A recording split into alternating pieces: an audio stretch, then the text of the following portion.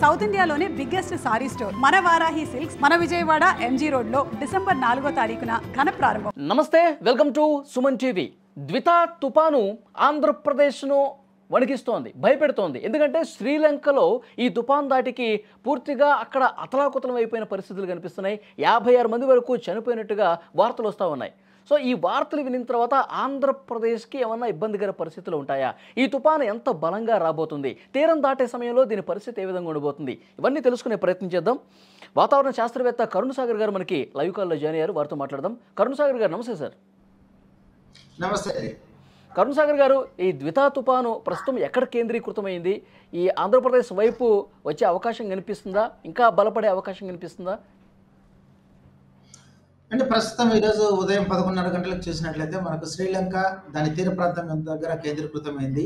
So గత 11:30 గంటలకు చూసినట్లయితే కేవలం 4 కిలోమీటర్ల వేగంతో గంటకి అంటే చాలా స్లోగా మూవ్ అవుతుంది. ఇది ఉత్తర వాయువ్య దిశగా కదులుతూ ఉంది. సో ప్రస్తుతం చూసినట్లయితే 8.4 డిగ్రీలు అలాగే 81.0 డిగ్రీలు ఉత్తర అక్షాంశ రేఖాంశం దగ్గర కేంద్రీకృతమైంది.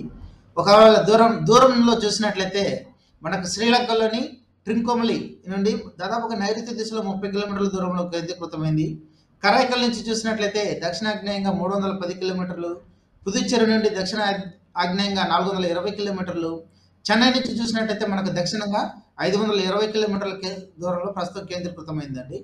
ఇది రాబో రోజుల్లో చూసినట్లయితే ఉత్తర వాయువ్య దిశగా తన దిశను కొనసాగిస్తూ దాదాపుగా ఉత్తర తమిళనాడు, పుదుచ్చేరి, దక్షిణ కోస్తా ఆంధ్రప్రదేశ్ తీర ప్రాంతాల వెంబడి వచ్చేందుకు అవకాశాలు ఉన్నాయి. సో దీనివల్ల మనకు చూసినట్లయితే మనకు అడ్వర్స్ వెదర్ అంటే ఒక విధమైనటువంటి వాతావరణం మనకు ఆంధ్రప్రదేశ్ రాష్ట్రంలో నెలకొనేదానికి అవకాశం ఉంది. మరి ముఖ్యంగా రాయలసీమ, దక్షిణ కోస్తా ఆంధ్రప్రదేశ్లో ఈ ప్రభావం ఎక్కువగా ఉండేదానికి అవకాశం ఉందండి. అంటే ఆంధ్రప్రదేశ్ మీద పర్టికులర్గా ఏ టైం నుంచి ప్రభావం కనిపించే అవకాశం ఉంది సార్? రేపటి నుండి మనకు దాదాపుగా రేపు మధ్యాహ్నం నుంచి దాని ప్రభావం మనకు కనిపించడానికి ఆ టైంకి మనకు తీరంకు దగ్గరగా అంటే మనకు వైపుకి వచ్చేదానికి అవకాశం ఉంది. కాబట్టి మనకు దాని ఇంపాక్ట్ రేపటి నుంచి స్టార్ట్ అవుతుందండి. ఈ రోజు కొద్దిగా అంత ఇంపాక్ట్ ఉండదు.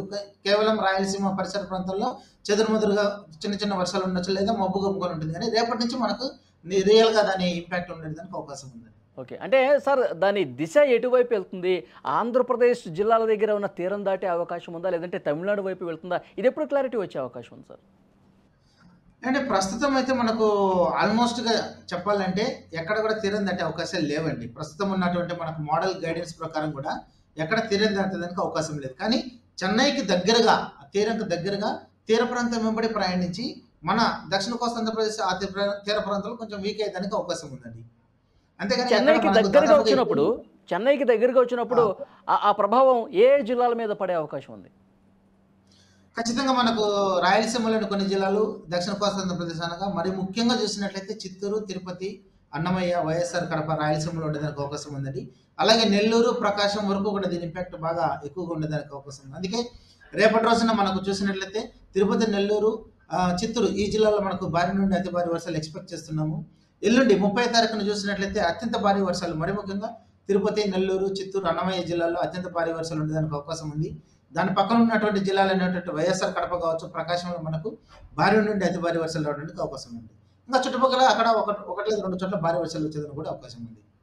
సార్, ఆ సమయంలో తీర ప్రాంత ప్రజలు ఎలాంటి జాగ్రత్తలు తీసుకోవాలి? మేము చాలా ఖచ్చితంగా బాగా అడిగారండి.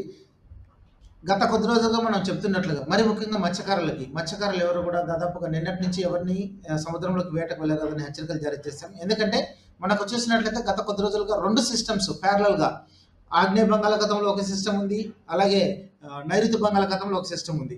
సో ఆగ్నేయ బంగాళాఖాతంలో గత కొద్ది రోజులుగా సెన్యార్ తుఫానుగా బలపడేది వీకెండ్ అయిపోతుంది. ఏదైతే ఒక సర్క్యులేషన్ మనకు శ్రీలంక పరిసర ప్రాంతాల్లో డెవలప్ అయిందో అది ఇప్పుడు తుఫాను దిత్వాగా మనకు బలపడి రావటం జరుగుతుందండి. సో ఈ రెండింటి ప్రభావం వలన బంగాళాఖాతంలో ఎవరు కూడా మత్స్యకారులు చేపలకు వేటకు వెళ్ళలేదని చెప్పడం జరిగింది. దాదాపుగా చేపల వేట కూడా నిషేధించడం జరిగిందండి. సో అలాగే దక్షిణ కోస్తా ఆంధ్రప్రదేశ్ తీర ప్రాంతం వెంబడి కూడా మనకు దాదాపుగా గాలులు రేపు ఎల్లుండి చూసినట్లయితే 60 నుండి 70 కిలోమీటర్లు, గరిష్టంగా 80 కిలోమీటర్ల వేగంతో గాలులు వచ్చేదానికి అవకాశం ఉంది. కాబట్టి ఎవరు కూడా ఈ తీర ప్రాంతం వెంబడి అలాగే నైరుతి బంగాళాఖాతంలో కానీ లేదా ఇన్సైడ్ డీప్ ఓషన్లో కూడా ఎవరు కూడా చేపలకు వేటకు వెళ్ళలేదని హెచ్చరికలు జారీ చేశాం. దాంతోపాటుగా మన సాధారణ ప్రజానికం అంటే దాదాపుగా కోస్టల్ జిల్లాలో ఉన్నటువంటి ప్రజలు కూడా చాలా అప్రమత్తంగా ఉండాలండి.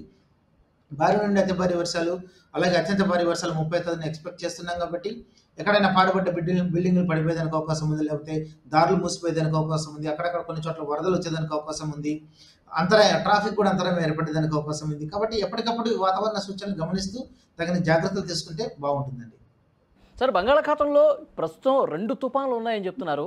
ఆ సెన్యారు మరింత బలపడి ఇటువైపు ఏమన్నా ఛాన్స్ ఉందంటారా? సెన్యారు గురించి ఏమైనా ఇబ్బంది ఏమైనా ఉందంటారా? సెన్యార్ ఆల్రెడీ బలహీన పడిపోయిందండి. ఇంతకుముందు మొన్నటి వరకు తుఫాన్గా కేంద్రీకృతమైంది, కానీ తర్వాత బలహీనపడి మనకు సౌత్ ఈస్ట్గా ఆగ్నేయ బంగాళాఖాతంలో డిస్పేట్ అయిపోతుంది. సో ఆ సిస్టమ్తో మనకు ఆంధ్రప్రదేశ్కి కానీ తమిళనాడుకి ఎటువంటి ఇంపాక్ట్ లేదు. ఇప్పుడు ఏదైతే కొత్తగా సిస్టమ్ వచ్చిందో శ్రీలంక పరిసర ప్రాంతాల్లో, ఇక్కడ ఉన్నటువంటి దిత్వా తుఫాను వల్ల మాత్రం మనకు ఇంపాక్ట్ ఉండబోతుంది. ఓకే సార్, ఈ దిత్వా తుఫాను ప్రభావం ఎంత ఎక్కువగా ఉండే అవకాశం ఉంది? ఇది మొన్న మోంతా తుఫాను చూసాం, ఎక్కడికక్కడ చెట్లు స్తంభాలు ఇరిగిపడ్డాయి, వరదలు బీభత్సంగా వచ్చాయి, చాలామంది కూడా నానా రకాలుగా ఇబ్బంది పడ్డారు లోతట్టు ప్రాంతాలు. సో కంపేర్ టు అట్లా చూసుకుంటే అంత ప్రభావం ఉంటుందంటారా? దానికంటే తక్కువ ఉండే అవకాశం ఉంది, ఎక్కువ ఉండే అవకాశం ఉందా? ఆంధ్రప్రదేశ్కి అంత ప్రభావం ఉండదండి, తమిళనాడుకి ఎక్కువ ప్రభావం ఉంటుంది. ఎందుకంటే నిన్నటి నుంచి ఆల్రెడీ ఈ తుఫాన్ ఎఫెక్ట్ స్టార్ట్ అయింది తమిళనాడులో. ఈరోజు రేపు ఎల్లుండి కంటిన్యూగా 3 days కూడా తమిళనాడు రీజియన్లో ఎక్స్ట్రీమ్లీ హెవీ రైన్ఫాల్, అంటే అత్యంత భారీ వర్షాలు ఎక్స్పెక్ట్ చేశారు, అలాగే నమోదవుతున్నాయి కూడా. కానీ మనకు ఆంధ్రప్రదేశ్కి చూసినట్లయితే కొంచెం సిస్టమ్ నుంచి దూరంగా ఉంటుంది. అదేవిధంగా చెన్నై దగ్గరకు వచ్చేసరికి కొంచెం బలహీనపడటం స్టార్ట్ అవుతుంది. 30వ తేదీ సాయంత్రం కల్లా దాదాపుగా బలహీనపడి మళ్ళీ డీప్ డిప్రెషన్, అలాగే 1వ తేదీ మార్నింగ్ కల్లా డిప్రెషన్గా మారేదానికి అవకాశం ఉందని ప్రస్తుతం అంచనా వేస్తున్నాము. సో అదే పరిణామం కానీ నెలకొంటే మనకు ఆంధ్రప్రదేశ్కి అంత పెద్ద ఇంపాక్ట్ ఉండదు. కానీ కొన్ని జిల్లాలు, ముఖ్యంగా ఈ తిరుపతి, చిత్తూరు, నెల్లూరు, ఈ జిల్లాలలో ఎక్కువ ఇంపాక్ట్ ఉండేదానికి అవకాశం ఉంది. ఓకే సార్, ఇప్పుడు కొన్నిసార్లు అంచనాలు తలకిందులయ్యే పరిస్థితులు కూడా ఉంటాయి. ఎందుకంటే ఇది తీరం దాటదు, తీరం వెంబడి ప్రయాణించి అట్లాగే సముద్రంలో బలహీనపడే ఛాన్సెస్ ఎక్కువ ఉన్నాయి అంటున్నారు. ఒకవేళ దిశను పూర్తిగా మార్చుకుని మరింత బలపడి తీరం దాటే పరిస్థితి ఏమన్నా ఉందా? గతంలో అట్లాంటి అనుభవాలు ఏమైనా ఉన్నాయా? అది చాలా అరుదుగా జరుగుతాయండి. ఎందుకంటే మనము numerical weather prediction models guidance 1 కాదు 2 కాదు, దాదాపుగా చాలా మోడల్స్ వరల్డ్ వైజ్ ఫేమస్ ఉన్నటువంటి మోడల్స్ మనం అంచనా వేస్తున్నాం. అదేవిధంగా ఎప్పటికప్పుడు సపోజ్ ఈరోజు మనం ఎల్లుండికి ఎలా ఉంటుందని మోడల్ గైడెన్స్ తీసుకున్నప్పుడు ఈరోజు ప్రజెంట్ సిచ్యువేషన్ ఆ మోడల్ క్యాప్చర్ చేసింది లేదా చూస్తాం. సో ఈరోజు ప్రస్తుతం ఉన్నటువంటి సిచ్యువేషన్ క్యాప్చర్ చేస్తే ఆల్మోస్ట్ మనకు ఫోర్కాస్ట్ కూడా యాక్యురేట్గా వస్తుంది. కాబట్టి మనము 1-2 మోడల్స్ తీసుకోవట్లేదండి, దాదాపు more than half dozen models తీసుకుంటున్నాము. అదేవిధంగా వేరియస్ అబ్జర్వేషన్స్ లైక్ శాటిలైట్ కావచ్చు, రాడార్ కావచ్చు, ఇవన్నీ చేస్తున్నాం. కాబట్టి మనకున్నటువంటి ఇప్పుడు మోడల్ గైడెన్స్ ఏదైతే మనకు ఇస్తుందో దాని ప్రకారం అయితే దాదాపుగా 99% తీరం దాటేదానికి అవకాశం కనిపించట్లేదండి. ఒకవేళ కొన్ని సందర్భాలు ఏమైనా మార్చుకొని తీరం దాటే అవకాశం ఉంటే వెళ్ళిన అడ్వాన్స్ మనకు తెలుస్తుంది, కనీసం అట్లీస్ట్ 1 day ముందే మనకు తెలుస్తుందండి.